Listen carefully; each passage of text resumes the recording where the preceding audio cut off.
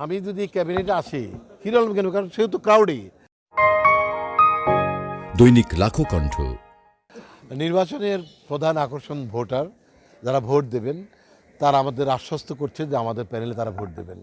এবং আমরা বিশ্বাস করি যে শিল্পীরা কখনো মিথ্যে বলে না, প্রতারণার আশ্রয় নেয় না, এবং যারা প্রেশার দেয় বা নেয় আলটিমেটলি এবার তারা ভোট পাবে বলে আমার মনে হয় না। আমি যদি কাউকে প্রেশার করি বা ভয় দেখাই তাহলে দেবে না। আর এবার এটা নিশ্চিত আছে যে এই পরিবেশটা তৈরি করতে পেরেছি আমরা, যে এখানে কেউ কাউকে প্রেশার দেওয়ার সুযোগ বা সাহস কোনোটাই পাবে না। আমরা ফার্স্ট কাজ করতে চাই, আগে সবাইকে নিয়ে বসবো, 18টা সংগঠন নিয়ে বসবো, বসে অর্গানাইজ করে একটা মিটিং করে আমরা ইলিয়াস কাঞ্চন ভাইয়ের মাধ্যমে মাননীয় প্রধানমন্ত্রীকে আমরা এফডিসিতে নিয়ে আসবো। রিয়াজ ভাই, ফেরদৌস ভাই তারাও মাননীয় প্রধানমন্ত্রীর সফরসঙ্গী হন। তাদের চিন্তনের মাধ্যমে এবং মাননীয় প্রধানমন্ত্রী কাঞ্চন ভাইয়ের আমন্ত্রণে অবশ্যই এফডিসিতে আসবেন। যখন উনি এফডিসিতে আসবেন, আপনারা যখন থাকবেন, আপনারা যখন তাকে কোশ্চেন করবেন আর সমস্যা যখন উনি শুনবেন, উনি দেশ নেত্রী, উনি মানুষ কন্যা, তাই না? উনি দেশের সবচেয়ে বড় ক্ষমতাধর মানুষ, মাননীয় প্রধানমন্ত্রী, জননেত্রী। তো উনি তো সব, উনি ইচ্ছে করলে আমাদের সমস্যাগুলো মুহূর্তেই চেঞ্জ করে দিতে পারে। উনি যদি আমাদের এই যে সিনেমা হলগুলো যেখানে লোজার হচ্ছে, ফার্স্টে ধরতে হবে না সিনেমা হল, সেখানে যদি মানে লোন যেটা দিচ্ছেন 10 কোটি টাকা, এই 10 কোটি টাকা যদি উনি সুদ মাফ করে দেয় তাহলে অনেকেই সিনেমা হল বানাবে। আমি নিজেও বানাবো সিনেমা হল। সিনেমা হল যখন সিনেপ্লেক্স বানাবো, একটা পরিবেশ তৈরি করবে, তখন আপনাদের মধ্যে স্মার্ট ছেলেমেয়েরা যাবে, সিনিয়র জুনিয়ররাও যাবে।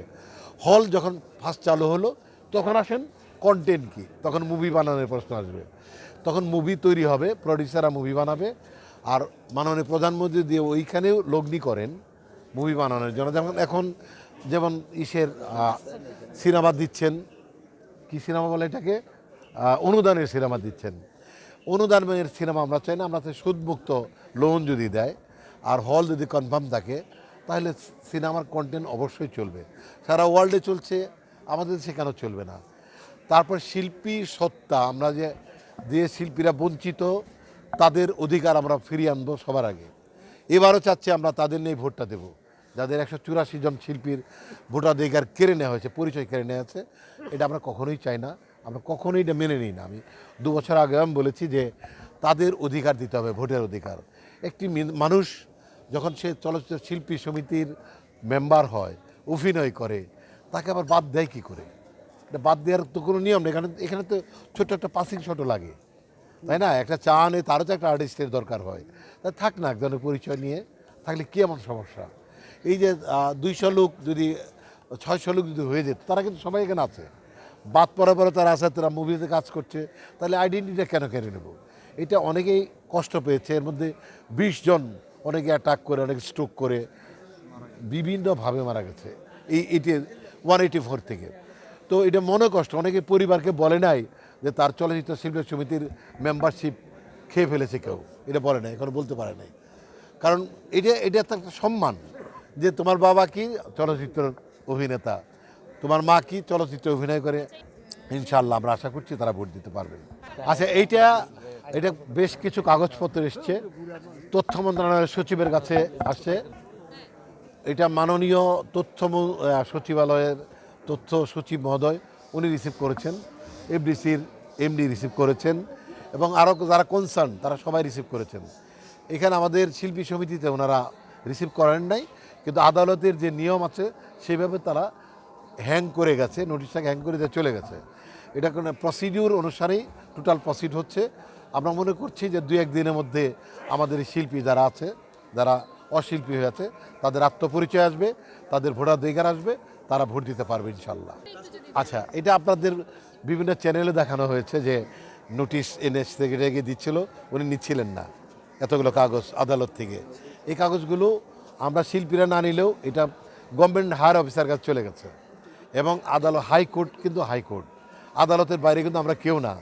আমরা সাংবাদিক, আমরা অভিনেতা, আমরা পুলিশ, সব কিন্তু আদালতের ভেতরে। আমরা আদালতের বাইরে আমরা কখনোই যেতে পারবো না। তো আমি বিশ্বাস করি আদালত যে সিদ্ধান্ত নিচ্ছেন, বিজ্ঞ আদালত, সেটা কার্যকরী হবে ইনশাল্লাহ। নতুন প্যানেল নয়, এটা তো আমরা একটা প্যানেল করলাম, কখনো তো প্যানেল হয় না, করতে দেয় না। কেউ না কেউ মানে ওয়ার্ক করে। এখানে খুবই আমি আপনাদের বুঝিয়ে বলতে পারছি না, আমি কাউকে ইন্ডিকেট করতে চাচ্ছি না, কারণ সবাই আমার ভালোবাসার মানুষ। এখানে যেটা হয় সেটা হলো গত 2টি ইলেকশন গেছে, প্রতিহত করা যায়, এই ইলেকশনে দাঁড়াবেন না, এই দাঁড়াইতে পারবেন না, ফোন আসতেছে, ভয়ভীতি দেখানো হচ্ছে, প্যানেল করতে পারবেন না। প্যানেল করলে এত ভয় কিসের? সেই ভয় কাটিয়ে এবার আমরা প্যানেল করেছি। আসেন, আপনারা ভালো কাজ করে থাকলে আপনারা পাস করে যাবেন। জয়ের ব্যাপারে আগে আমি একটু বলে থাকছি, যে কথাটা শেষ করতে পারিনি, সেটা হলো ফুটবল খেলা যদি একটা টিম নামে তাহলে কি খেলা হয়? কখনোই পূর্ণাঙ্গ আর একটা টিম ওইদিকে নামতে দেওয়া হয়নি। এবার পূর্ণাঙ্গ একটা টিম নেমেছে। আমি ডেফিনেটলি আমি বিশ্বাস করি যে বিগত দিনের কার্যকলাপ সব কিছু দেখে আমাদের বিজয় হবেই ইনশাআল্লাহ। একটা বিষয় আমাদের যেটা ছিল যে আমরা বিভিন্ন নির্বাচনে এর আগেও দেখেছি, এমনকি কোনো নির্বাচনে শাকিব খান আহত হয়েছেন বা তার উপর হামলা হয়েছে, এইবারও এরকম কিছু ঘটনা হয়েছিল।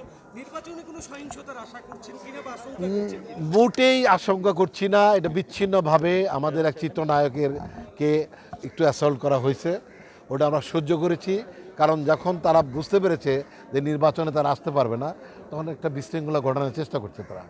যে বিশৃঙ্খলাটা আমি করতে দিইনি, আমি পিছন থেকে সব টেনে ধরছি, নাহলে একটা অঘটন ঘটতে পারতো। অঘটন যখন ঘটে তখন আলটিমেটলি আদালতে একটা মামলা হইতো, মামলা হয়ে বলতে নির্বাচন স্থগিত, এটা ইনজাংশন করতো। ইনজাংশন করলে আগে যারা আছে তারাই ক্ষমতায় থাকবে, এই একটা প্ল্যান তাদের ছিল। সে কোনো প্ল্যানেই আমরা যাচ্ছি না। আমরা চাই নির্বাচন হবে, নির্বাচন আপনারা আছেন, আপনারা সাপোর্ট দেবেন, নির্বাচন হবে। আমরা কোনো মারামারিতে যাব না, গণ্ডগোলে যাব না। আমি সেখানে একটা গণ্ডগোল হওয়ার বিশেষ পসিবিলিটি ছিল, আমি থামিয়ে দিছি। আমি বলেছি আপনারা ইলেকশনটা করেন প্লিজ, আপনারা করেন না, ওদিকে যায় না। নতুন কারা আসবেন আমরা তাদের বরণ করে নেব, শিল্পী আরও নতুন হিরো আলমকে নেবো, সেটা বলে দিচ্ছি। আমি দিলদার ভাই যদি মেম্বার হতে পারে, খানজনের যদি মেম্বার হতে পারে, রবিউল যদি হতে পারে, তাই না? তাহলে আমাদের সে হিরো আলম হইতে সমস্যা কোথায়? হিরো আলম আসছিল আমার কাছে, আমি বললাম ভাই আপনি দোয়া করেন, আমরা পাশ করলে অবশ্যই চলচ্চিত্রের মেম্বার আপনি হবেন। কারণ হলো আপনি 3টা মুভি করেছেন, তাই না? আর উনি অনেক ক্রাউডি, অনেকেই চিনে, যেভাবে হোক চিনে, তো পরিচিতি ওনার আছে, তাহলে উনি একটা মেম্বারশিপ পাইলে কি আমার যাবে আসবে। নতুনত্ব প্রথমেই আমাদের সেক্রেটারি যিনি প্রার্থী, উনি বলেছেন উনি একাই 70টি সিনেমা করবেন। উনি যে 70টা নাও করতে পারে, 50টা করুক, এটা একটা নতুনত্ব। কারণ মুভি যদি 70টা বা 50টা হয়। এরই মধ্যে আরেকটি নতুন খবর আছে, বাংলাদেশ হল মালিক সমিতি আমাদেরকে নিয়ে বসছিলেন। ওনাদের কেন যেন বিশ্বাস হচ্ছে যে আমরাই পাশ করব, ওনাদের বিশ্বাস দেখে আমাদের ভালোই লাগছে। ওনারা বললেন যে আপনারা তো পাশ করবেন, তবে আপনাদের কাছে আমাদের একটা চাওয়ার আছে। একটা প্রি মিটিং করেছে তারা আমাদের সাথে। আমরা বলেছি কী, আমরা হল মালিকরা মরে যাচ্ছি, আমাদের ইলেকট্রিক বিল হয় না, আমাদের কর্মচারী বেতন হয় না, হলে দর্শক হয় না, কারণ মুভি নাই। আপনারা বছরে আমাদের 50টি মুভি দেবেন, ওনাদের দাবি আমরা মেনে আসছি। আমরা 50টা মুভি অবশ্যই 2 বছর যদি আমরা থাকি, 2 বছরে 50টা 100টা মুভি আমরা রিলিজ করে দেবো ইনশাআল্লাহ। আর এই মুভি দিলেই কিন্তু শিল্পী বাঁচবে, শিল্পী বাঁচলেই এমনিসি বাঁচবে।